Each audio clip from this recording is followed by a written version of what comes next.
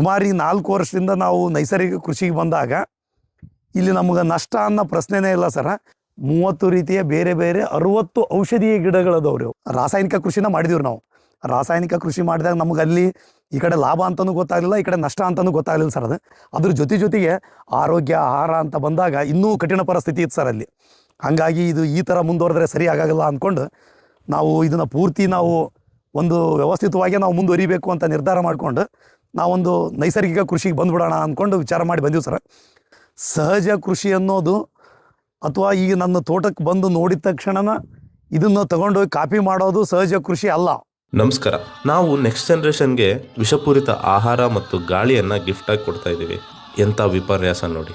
ಈ ಸಮಸ್ಯೆಗೆ ಒಂದು ತಕ್ಕ ಮಟ್ಟಿಗೆ ಉತ್ತರ ನೈಸರ್ಗಿಕ ಕೃಷಿ. ಬಯಲು ಸೀಮೆಯಲ್ಲಿ ಮಲೆನಾಡು ಸೃಷ್ಟಿಸಿರೋ ಹನುಮಂತಪ್ಪ ಅವರ ಕಥೆ ಇದು. ವಿಷಮುಕ್ತ ಬದುಕು ಹೇಗೆ ಸಾಧ್ಯ ಅನ್ನೋದಕ್ಕೆ ಇವರ ಹಸಿರು ಲೋಕನೇ ಸಾಕ್ಷಿ. ಹನುಮಂತ ಅಂತಾರೆ ನನ್ನ ಹೆಸರು. ಇದೇ ನಮ್ಮದು ಕೊಪ್ಪಳ ಜಿಲ್ಲೆ ಕುಕನೂರು ತಾಲೂಕು ತಳಕಲ್ ಗ್ರಾಮ ಸರ್ ನಂದು. ಇಲ್ಲೇ ನಾನು ಸುಮಾರು ಒಂದು 15 ವರ್ಷದಿಂದ ಸಾವಯವ ಕೃಷಿಯನ್ನು ಮಾಡ್ತಾಯಿದ್ದೀನಿ ಸರ್. ನೈಸರ್ಗಿಕ ಕೃಷಿಗೆ ಮಾಡ್ತಾಯಿದ್ದೀನಿ ಸರ್ ನಾನು.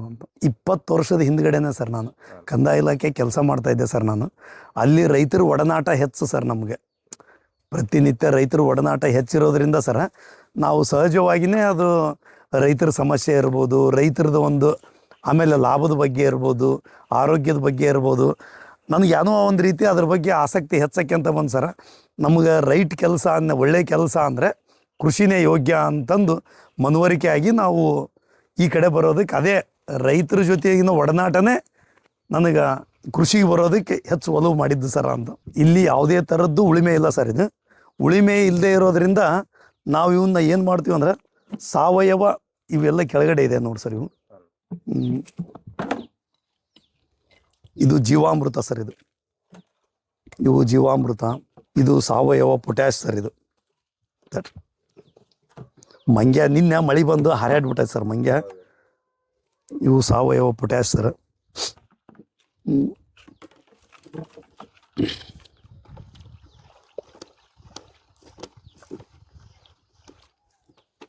ಇದು ಸಸ್ಯ ಸಂಜೀವಿನಿ ಅಂತಂದು ಒಂದು ಕಲ್ಚರ್ ಸರ್. ಇದು ಒಬ್ಬರು ರೈತರು ಮಾಡಿಕೊಟ್ಟಂಥ ಕಲ್ಚರ್ ಸರ್. ಇದು ಈ ಕಲ್ಚರನ್ನು ಡೆವಲಪ್ ಮಾಡ್ಕೋಬೋದು ಸರ್ ನಾವು. ಆಮೇಲೆ ಇದು ಸಾವಯವ ಪೊಟ್ಯಾಶ್ ಸರ. ಇದು ಸಾವಯವ ಪೊಟ್ಯಾಶ್ ಅಂದ್ರೆ ಸರ ಇಲ್ಲಿ ನಮ್ಮಲ್ಲಿರ್ತಕ್ಕಂಥ ಬಿಲ್ಪತ್ರಿಕಾಯಿ, ಬಾಳೆದಿಂಡು, ಜೀವಾಮೃತ ಅಥವಾ ಗೋಕೃಪಾಮೃತ ಅಥವಾ ನಾವು OWDC ಇವುಗಳನ್ನು ಮಾಡಿಕೊಂಡು ಒಂದು 40 ದಿವಸ ಇದ್ರೊಳಗೆ ನಾವು ಕೊಳೆ ಹಾಕಿ ಬೆಳಗ್ಗೆ ಸಾಯಂಕಾಲ ಒಂದು 2 ಹೊತ್ತು ಈ ಥರ ಒಂದು ಕೋಲ್ ತೊಗೊಂಡು ನಾವು ತಿರುಗಿಸಿರೋದ್ರಿಂದ ಒಂದು 40 ದಿವಸಕ್ಕೆ ಒಂದು ಉತ್ತಮವಾದಂಥ ಪೊಟ್ಯಾಶ್ ರೆಡಿ ಆಗುತ್ತೆ ಸರ್. ಇದು ಆ ಥರ ಮಾಡಿಕೊಂಡಂಥ ಒಂದು ಲಿಕ್ವಿಡ್ ಸರ್. ಇದು ಗೋಕೃಪಾಮೃತ ಸರ್. ಇದು ಕೂಡ ಒಂದು 2 ಲೀಟ್ರ್ ಕಲ್ಚರ್ ತೊಗೊಂಡು ಅದನ್ನು ನಾವು ಮಲ್ಟಿಪ್ಲೈ ಮಾಡ್ಕೋತಾ ಹೋಗ್ಬೋದು ಸರ್.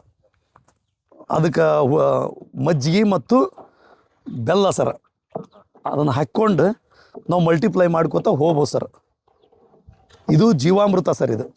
ಇದು ಜೀವಾಮೃತ ಅಂದ್ರೆ ಒಂದು 10 kg ಸಗಣಿ, ಒಂದು 5 kg ಗೋಮೂತ್ರ ರೀ, ಒಂದು 5 ಲೀಟ್ರ್ ಗೋಮೂತ್ರ ಸರ, 1 kg ದ್ವಿದಳ ಧಾನ್ಯದ ಹಿಟ್ಟು, 1 kg ಬೆಲ್ಲ, ಆಮೇಲೆ ಒಂದು ಇಡೀ ಒಂದು ಯಾವುದೇ ರೀತಿ ರಾಸಾಯನಿಕ ಅಲ್ಲದ ಮಣ್ಣು ಹಾಕಿ ನಾವು ಒಂದು 7 ದಿವಸ ನಾವು ಈ ಥರ ಹಾಕಿ ನಾವು ಒಂದು ಬೆಳಗ್ಗೆ ಸಾಯಂಕಾಲನ ಈ ಥರ ಮಾಡಿದ್ವಿ ಏನಪ್ಪ ಅಂದ್ರೆ ಇದು ಗ್ರೋತ್ ಪ್ರಮೋಟರ್ ಆಗಿ ಡೆವಲಪ್ ಆಗುತ್ತೆ ರೀ. ಆಮೇಲೆ ಮಣ್ಣಿನೊಳಗೆ ನಾವು ಇದನ್ನು ಬಿಟ್ಟಾಗ ಸಹಜವಾಗಿ ಸೂಕ್ಷ್ಮ ಜೀವಿಗಳು, ಕೃಷಿಗೆ ಬೇಕಾದಂಥ ಎಲ್ಲ ಥರದ ಸೂಕ್ಷ್ಮ ಜೀವಿಗಳು ಸಹಜವಾಗಿ ಅಲ್ಲಿ ಭೂಮಿ ಒಳಗೆ ಡೆವಲಪ್ ಆಗುತ್ತೆ ರೀ ಅಂದು. ಇವುಗಳನ್ನು ನಾನು ಸುಭಾಷ್ ಪಾಳೇಕರ್ ಅವರ ಶೂನ್ಯ ಬಂಡವಾಳ ಕೃಷಿ ಒಂದು ಇದರಿಂದ ಈ ಥರದ್ದನ್ನು ಮಾಡಿಕೊಳ್ಳೋದನ್ನು ನಾನು ತಿಳ್ಕೊಂಡೆ ಸರ್. ನಾನು ಇವು ಎಲ್ಲ ಮಾಡಿರೋದು ನನಗೆ ಸುಭಾಷ್ ಪಾಳೇಕರ್ ಅವರ ಶೂನ್ಯ ಬಂಡವಾಳ ನೈಸರ್ಗಿಕ ಕೃಷಿ ಅನ್ನೋ ಒಂದು ತತ್ವದ ಆಧಾರದ ಮೇಲೆ ಇವುಗಳನ್ನು ಮಾಡಿಕೊಂಡಿವಿ ಸರ್ ನಾವು. ಇವುಗಳನ್ನು ಇವನ್ನ ಭೂಮಿಗೆ ನೇರವಾಗಿಯೂ ಬಿಡ್ಬೋದು ರೀ. ಆಮೇಲೆ ನಾವು ಇವನ್ನೆಲ್ಲ ಕ್ಲೀನಾಗಿ ಸೋಸಿಕೊಂಡು ಸ್ಪ್ರೇನೂ ಮಾಡ್ಬೋದು ರೀ ನಾವು, ಗಿಡದ ಬೆಳವಣಿಗೆ ನೋಡಿಕೊಂಡು. ನಾವು ಮಣ್ಣಿನ ಫಲವತ್ತತೆಯನ್ನು ಹೆಚ್ಚು ಮಾಡೋದಕ್ಕೂ ಇವನ್ ಕೊಟ್ಕೋಬೋದು ಸರ. ಆಮೇಲೆ ಇವು ಹುಳಿ ಮಜ್ಜಿಗೆ ಸರ್. ಇದು ರೈತರಿಂದ ನಾನು ಬೇರೆ ಬೇರೆ ರೈತರಿಂದ ಕಲೆಕ್ಟ್ ಮಾಡಿದಂಥ ಹುಳಿ ಮಜ್ಜಿಗೆ ಸರ. ಇದು ಗೋಮೂತ್ರ ಸರ. ಇಲ್ಲಿ ನಮ್ಮದು ತೋಟ ಆಕಳ ಐತಲ್ಲ ಸರ, ಇದು ಗೋಮೂತ್ರ ಸರ್. ಇದು ಸ್ಟಾಕ್ ಮಾಡಿ ಇಟ್ಕೊಂಡಿರ್ತೀನಿ ಸರ್. ಸುಮಾರು 1 ವರ್ಷದ ಗೋಮೂತ್ರ ರೀ ಇದು ಆಲ್ಮೋಸ್ಟ್ ಆಲ್ ಗೋಮೂತ್ರ ಭೂಮಿಗೆ ನಾವು ಯಾವುದೇ ರೀತಿ ಸಾವಯವದ ರೀತಿ ಒಳಗೆ ಯಾವುದೇ ಥರದಲ್ಲಿ ನಾವು ಔಷಧಿ ಮಾಡಿಕೊಳ್ಳಿ, ಅಥವಾ ಕೀಟನಾಶಕ ಮಾಡಿಕೊಳ್ಳಿ, ಅಥವಾ ನಾವು ಶಿಲೀಂಧ್ರನಾಶಕ ಮಾಡಿಕೊಳ್ಳಿ, ಅಥವಾ ನ್ಯೂಟ್ರಿಯೆಂಟ್ ಬೇರೆ ಬೇರೆ ಯಾವುದಾರ ಲಘು ಪೋಷಕಾಂಶಗಳನ್ನು ಮಾಡಿಕೊಳ್ಳಿ, ಅದಕ್ಕೆ ಬೇಕೇ ಬೇಕು. ಅದ್ರ ಒಂದು ಭಾಗ ಪ್ರತಿಯೊಂದಕ್ಕೂ ಬೇಕದು. ಆ ಗೋಮೂತ್ರ ನನಗೆ ಯಾವ್ಯಾವುದಕ್ಕೆ ಬೇಕೋ ಅದನ್ನು ಬಳಕೆ ಮಾಡಿಕೊಳ್ತಿರ್ತೀನಿ ಸರ. ಇಲ್ಲೇನಿದೆ ಅಲ್ಲ ಸರ್, ಇಲ್ಲಿ ತೋಟದ ಈ ಮನೆ ಮುಂದೆ ಏನಿದೆ ಅಲ್ಲ ಸರ, ಇವೆಲ್ಲ ಔಷಧಿ ಗಿಡಗಳ್ರಿ. ಇವು ಇಲ್ಲೇನದಾವಲ್ರಿ ಔಷಧಿ ಗಿಡಗಳು ಏನದಾವ ಅಂದ್ರೆ ಸರ, ಸುಮಾರು 30 ರೀತಿಯ ಬೇರೆ ಬೇರೆ 60 ಔಷಧೀಯ ಗಿಡಗಳದವ್ರಿ ಅವು. ಇವೆಲ್ಲ ಔಷಧಿ ಗಿಡಗಳು ಸರ್. ಇದು ಆಯ್ತು. ಇದು ಪಲಾವ್ನಲ್ಲಿ ಹಾಕ್ತಾರಲ್ಲ ಸರ್, ಎಲಿ, ಪಲಾವ್ ಎಲಿ ಅಂತಂದು ಇದನ್ನ ಹಾಕ್ತಾರಲ್ರಿ, ಆ ಥರ ಇದು ಲ್ಯಾಂಡು. ಅಂದರೆ ನಮ್ಮ ಪಿತ್ರಾರ್ಜಿತ ಏನಲ್ಲ ಸರ್, ಇದು ಖರೀದಿ ಮಾಡಿದಂಥ ಲ್ಯಾಂಡ್ ಸರ್. ಇದು 2011ರಿಂದ ಈ ಕಡೆಗೆ ನಾವು ಅಗ್ರಿಕಲ್ಚರಿಗೆ ಬಂದೀವಿ ಸರ್.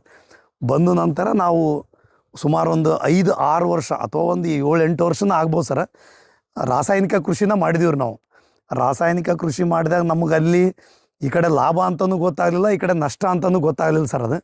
ಅದು ಅಷ್ಟು ಆದಾಯ ಬರೋದಕ್ಕೂ ಅಷ್ಟು ಆದಾಯ ಖರ್ಚಾಗೋದಕ್ಕೂ ಎರಡೂ ಸರಿ ಹೊಂದಾಕೈತ್ಬಿಟ್ಟು ಸರ್. ಅದ್ರಾಗ ಲಾಭ ಅನ್ನೋದು ಏನೂ ಇರಲಿಲ್ಲ.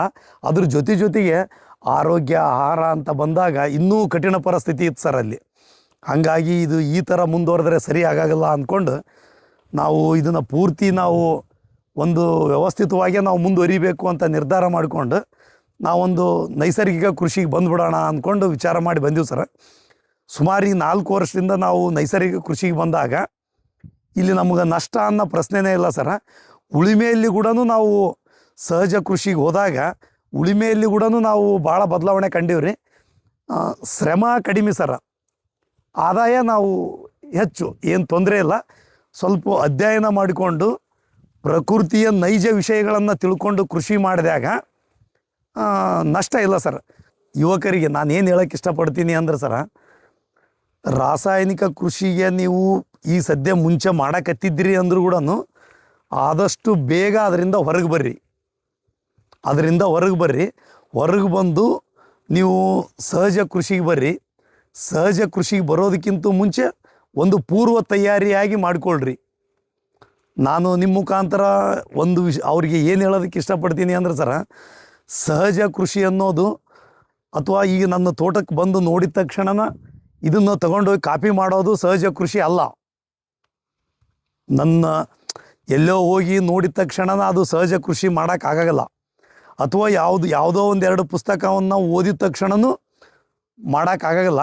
ಬಟ್ ನಾನು ಅವರಿಗೆ ಕಿವಿ ಮಾತು ಏನು ಹೇಳಕತ್ತೀನಿ ಏನಪ್ಪ ಅಂದ್ರೆ, ಕೃಷಿ ಬಗ್ಗೆ ಓದಿಕೊಳ್ಳೋದು ಒಂದು ಕಲಿಕೆ ಸರ್, ಅಷ್ಟೇ. ಅದು ಒಂದು ಪುಸ್ತಕವನ್ನು ಪರಿಪೂರ್ಣವಾಗಿ ಅರ್ಥ ಆಗೋ ಥರ ಓದಿಕೊಳ್ಳೋದು ಒಂದು ಕಲಿಕೆ. ಅದು ಯಾವುದೇ ಒಂದು ಮಾಡಲನ್ನು, ಒಂದು ತೋಟನ ಹೋಗಿ ನೋಡೋದು ಒಂದು ಕಲಿಕೆ. ಅದು ಇನ್ನೊಂದು ರೀತಿಯ ಕಲಿಕೆ ರೀ. ಅದು ನೋಡುವುದು, ಆ ನಂತರ ಹೋಗಿ ಪುಸ್ತಕಗಳನ್ನು ಓದುವುದು, ಇವು ಎರಡರ ನಂತರ ಹೋಗಿ ಭೂಮಿಗೆ ನಾವು ಪ್ರಾಕ್ಟಿಕಲ್ಲಾಗಿ ಇಳಿಬೇಕು ರೀ.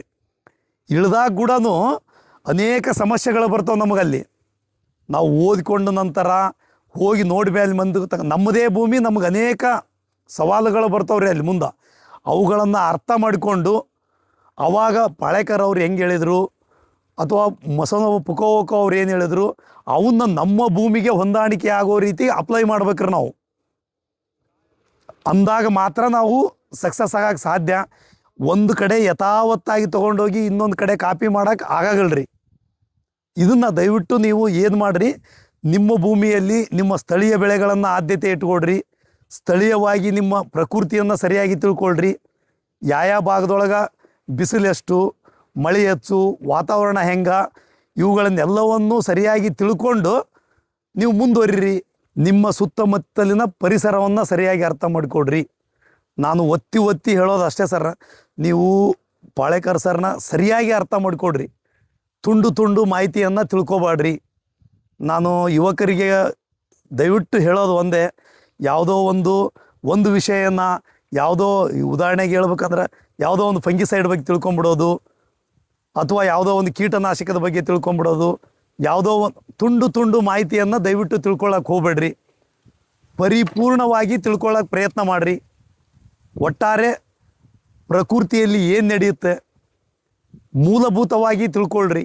ಮಣ್ಣಂದ್ರೇನು, ಸಸ್ಯ ಅಂದ್ರೇನು, ಫೋಟೋಸಿಂಥಸಿಸ್ ಅಂದ್ರೇನು, ಪ್ರಕೃತಿಯಲ್ಲಿ ಬೆಳಕಂದ್ರೇನು, ಗಾಳಿ ಅಂದ್ರೇನು, ಪ್ರಕೃತಿಯಲ್ಲಿ ಒಟ್ಟಾರೆ ಪ್ರಕೃತಿಯಲ್ಲಿ ನಡೀತಕ್ಕಂಥ ಸಹಜ ಕ್ರಿಯೆಗಳನ್ನು ಅರ್ಥ ಮಾಡಿಕೊಡ್ರಿ.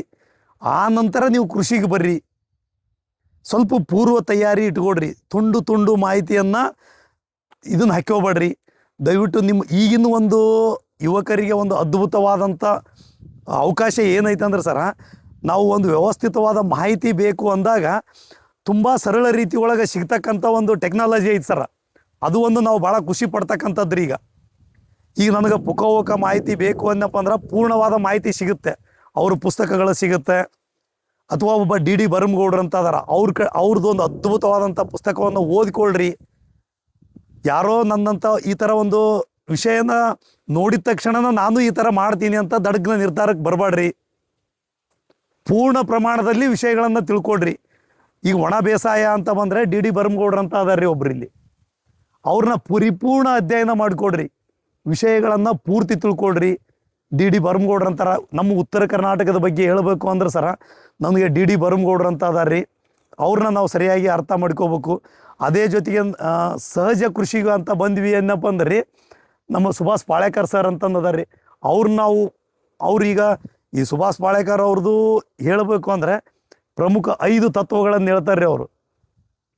ಬೀಜಾಮೃತ, ಜೀವಾಮೃತ, ಹೊದಿಕೆ, ವಾಪ್ಸ, ಪಂಚತರಂಗಿಣಿ, ಇವುಗಳನ್ನು ಭಾಳ ವ್ಯವಸ್ಥಿತವಾಗಿ ವಿವರಣೆ ಕೊಡ್ತಾರೆ ರೀ ಅವರು.